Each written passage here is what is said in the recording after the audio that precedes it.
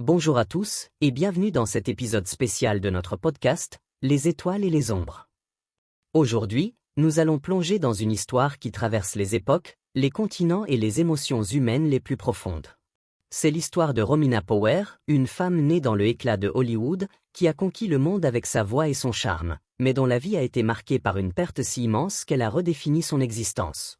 C'est un récit de glamour, de musique, de tragédie et surtout de résilience. Je suis Ultimate Hub, votre guide dans ce voyage, et je vous invite à vous installer confortablement, peut-être avec une tasse de café ou sous un ciel étoilé, pour découvrir une femme qui a transformé la douleur en art et le chagrin en espoir. Si vous êtes touché par cette histoire, prenez un moment pour liker cet épisode et vous abonner à notre chaîne. Vos likes et abonnements nous permettent de continuer à raconter des histoires qui comptent. Et si vous avez une histoire de résilience à partager, laissez un commentaire, on adore vous lire. Alors, commençons. Imaginez une petite fille, née dans un monde de paillettes et de caméras, où chaque sourire est scruté, chaque geste immortalisé. C'est là que commence l'histoire de Romina Power. Romina Francesca Power voit le jour le 2 octobre 1951, à Los Angeles, en plein cœur de l'âge d'or de Hollywood. Son père, Tyrone Power, est une icône, un homme dont le visage orne les affiches de films comme The Mark of Zorro et Blood and Sand. Sa mère, Linda Christian, est une actrice mexicaine éblouissante, surnommée la première James Bond Girl pour son rôle dans Casino Royale en 1954. Leur maison est un tourbillon de glamour. Des soirées scintillantes à Beverly Hills, des stars comme Errol Flynn ou Ava Gardner qui passent pour le dîner, des flashs d'appareils photo à chaque coin de rue. Mais derrière les rideaux de velours, la vie de Romina est tout sauf stable. À 5 ans, le mariage de ses parents s'effondre dans un divorce acrimonieux. Imaginez une petite fille, tenant la main de sa sœur cadette, Taryn, regardant ses parents se déchirer sous les yeux des tabloïds. Leur monde s'écroule, et bientôt, Romina et Taryn sont envoyées vivre chez leur grand-mère maternelle à Guadalajara, au Mexique. Le contraste est saisissant. Des villas de Beverly Hills aux rues poussiéreuses d'une ville mexicaine, Romina passe d'un monde de luxe à un sentiment de déracinement.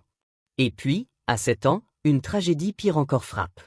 En 1958, Tyrone Power, alors en tournage à Madrid pour Solomon and Sheba, succombe à une crise cardiaque. Romina apprend la nouvelle non pas par un proche, mais par un flash télévisé, un présentateur anonyme annonçant la mort de son père comme une nouvelle parmi d'autres. Pouvez-vous imaginer le choc? Une enfant de 7 ans, regardant un écran en noir et blanc, réalisant que l'homme qu'elle aimait, déjà distant, est parti pour toujours. Elle écrira plus tard, dans son livre Cercando mio padre, 2000, que ce moment a laissé une cicatrice qu'elle porterait toute sa vie. Si cette histoire vous touche déjà, prenez une seconde pour liker cet épisode. Ça nous aide à partager des récits comme celui de Romina avec encore plus de monde. Et dites-nous dans les commentaires, comment surmontez-vous les pertes de votre enfance? Vos histoires nous inspirent. Après la mort de son père, la vie de Romina devient un kaléidoscope de changements. Elle est ballottée entre des internats en Europe, Angleterre, Suisse, Italie, loin du glamour de Hollywood, mais jamais tout à fait libre de son ombre. À Cobham Hall, un pensionnat anglais, elle découvre les Beatles, Joan Baez, Bob Dylan. Leurs paroles, pleines de révolte et de poésie, résonnent en elle comme un refuge. Elle commence à écrire des poèmes, des chansons, des pensées griffonnées dans des carnets qu'elle garde précieusement. C'est un moyen d'échapper aux attentes qui pèsent sur elle, celle de sa mère, Linda Christian, qui voit en Romina une future star. À 14 ans, sous l'influence de sa mère, Romina fait ses débuts au cinéma dans Ménage all'Italiana. Mais les rôles qu'on lui propose sont souvent audacieux, parfois provocateurs, comme dans Justine de Sade, un film sulfureux qui choque l'Italie et est même interdit. Romina, encore adolescente, se sent mal à l'aise, exploitée, loin de l'image qu'elle veut projeter. Dans ses journaux intimes, elle confie ses doutes. Qui suis-je vraiment? Une actrice? Une marionnette? Ou juste une fille qui cherche sa place? Malgré tout, sa beauté et son charisme la propulsent sous les projecteurs. Mais Romina ne veut pas être une étoile filante. Elle aspire à une vie authentique, à des racines qu'elle n'a jamais eues. Et c'est alors qu'un hasard, ou peut-être le destin, va changer sa vie. En 1969, sur le tournage de Nel Sol, une comédie musicale légère, Romina rencontre Albano Carisi, un chanteur italien au sourire éclatant et à la voix de ténor qui semble porter toute la chaleur des Pouilles. Lui, fils d'agriculteur, est l'antithèse de Romina, elle, héritière d'un Hollywood glamour, lui, ancré dans la simplicité des terres du sud de l'Italie.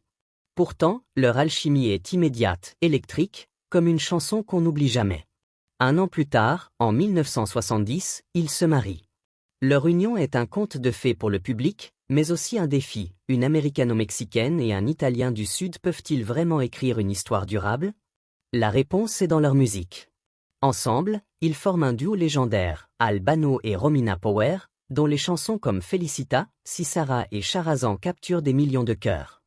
Leur prestation à l'Eurovision 1985 avec Magic o Magic est un moment d'harmonie pure, un couple qui semble incarner l'amour éternel.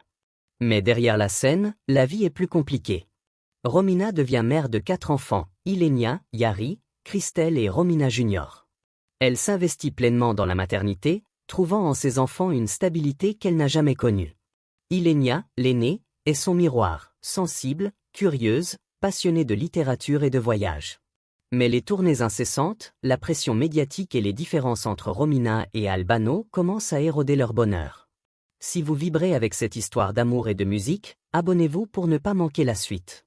Et partagez dans les commentaires, quelle chanson d'Albano et Romina vous a marqué? On veut tout savoir. En 1994, le monde de Romina s'effondre. Sa fille aînée, Ilenia, 23 ans, disparaît sans laisser de traces à la Nouvelle-Orléans. Ilenia, brillante, indépendante, avait choisi de fuir la célébrité pour explorer le monde. Après un séjour au Belize, elle arrive à la Nouvelle-Orléans en décembre 1993, séjournant dans un hôtel modeste avec Alexander Mazakla, un musicien de rue au passé trouble.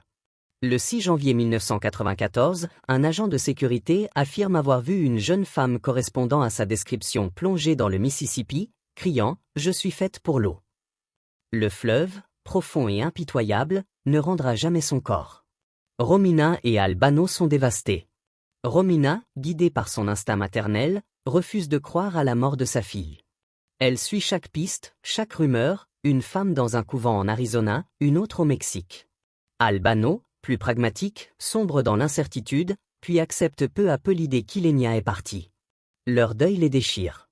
En public, ils continuent de chanter, mais Romina dira plus tard, on nous demandait de chanter le bonheur, mais je ne voulais que pleurer. Cette tragédie est le point de rupture. Leur mariage, déjà fragilisé, ne survivra pas. En 1999, ils se séparent, et en 2012, leur divorce est officialisé. Albano demande qu'Ilenia soit déclarée légalement morte, une démarche que Romina ne peut accepter. Pour elle, l'espoir est une flamme qu'elle refuse d'éteindre. Si cette histoire vous bouleverse, likez cet épisode et partagez-le avec quelqu'un qui pourrait être touché. Et dans les commentaires, dites-nous, comment faites-vous face à l'incertitude dans votre vie? Après le divorce, Romina fuit l'Italie et la pression des médias. Elle s'installe à Sedona, en Arizona, un lieu mystique où les canyons rouges semblent murmurer des vérités anciennes. Là, elle se réinvente. Elle peint, écrit, pratique la méditation bouddhiste. La méditation a changé ma vie, confie-t-elle. Elle trouve une paix fragile, mais Ilenia reste omniprésente. Dans ses tableaux, dans ses poèmes, Romina garde sa fille vivante. En 2008, elle accompagne sa mère, Linda Christian, jusqu'à son dernier souffle, un autre deuil qui ravive ses blessures. Mais Romina transforme la douleur en création. En 2012, elle sort d'A Lontano, un album intime, écrit dans l'ombre de la perte. Et puis, en 2013, un miracle discret, Romina et Albano se retrouvent sur scène à Moscou, chantant ensemble pour la première fois en plus de 10 ans. Ce n'est pas un retour amoureux, mais une réconciliation humaine, un moment de pardon et de mémoire partagée.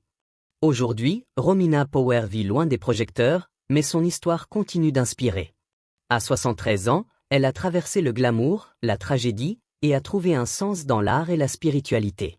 Ilenia reste un mystère, une étoile cachée dans son cœur. Comme elle le dit, elle n'est pas partie, elle est juste dans un endroit où je ne peux pas encore l'atteindre. Merci d'avoir partagé ce voyage avec nous. Si l'histoire de Romina vous a touché, likez, abonnez-vous et partagez cet épisode. Dites-nous dans les commentaires, quelles leçons tirez-vous de la résilience de Romina? Vos réponses font vivre ce podcast.